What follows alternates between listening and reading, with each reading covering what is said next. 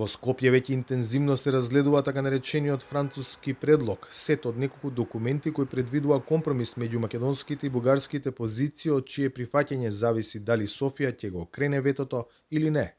За разлика од претходниот документ, овој пакет владата го смета за, како што изјави премиерот, добра основа која става земјата во поповолна позиција. Предлогот го гледаме како солидна основа за градење сериозен, одговорен и државнички став за можноста која се отвара за нашата земја. Сите лажни тврдења во различни форми сметам дека потонаа. Како влада доследно се држевме до државните позиции во однос на преговорите со Бугарија во секој поглед. Го штитевме националниот интерес и македонскиот национален идентитет. Владата, откако денес имаше консултации на ниво на владеачки партии, реши да го објави документот од Париз. Според документите обелоденети пред јавноста, во преговарачката рамка ЕУ Северна Македонија стои формулација македонски јазик. Северна Македонија ќе треба да изготви превод на заедничкото европско право на македонски, пишува во рамката во која и се нотира дека Унијата ги зема предвид унилатералните изјави на Софија и Скопје за македонскиот јазик. Во рамката нема реферирање ниту на идентитетските или историски прашања.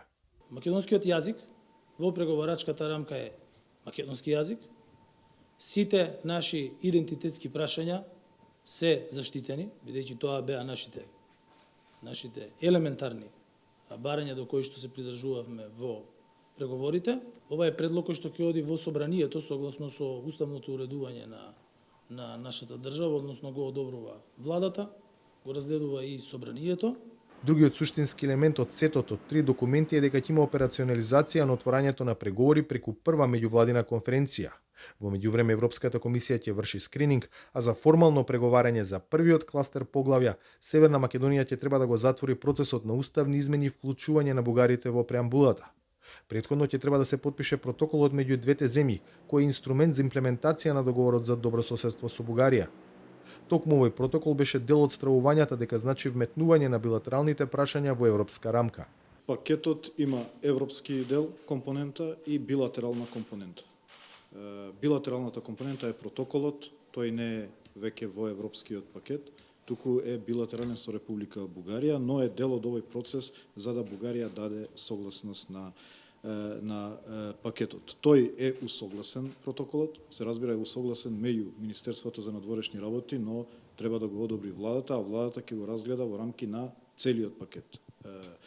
Како што е, сега го започнавме тој процес. Доколку владата донесе одлука после консултативниот процес дека го одобрува пакетот, тогаш јас можам веднаш да организирам меѓувладина средба на меѓувладината комисија со Република Бугарија. Консултациите ќе продолжат и во наредните денови.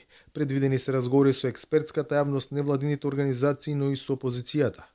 ВМРО ДПМН веќе најави дека не го прифаќа овој нов француски предлог и повика на масовен протест утре пред владата. За Гласот на Америка, од Скопје, Владимир Мирчевски.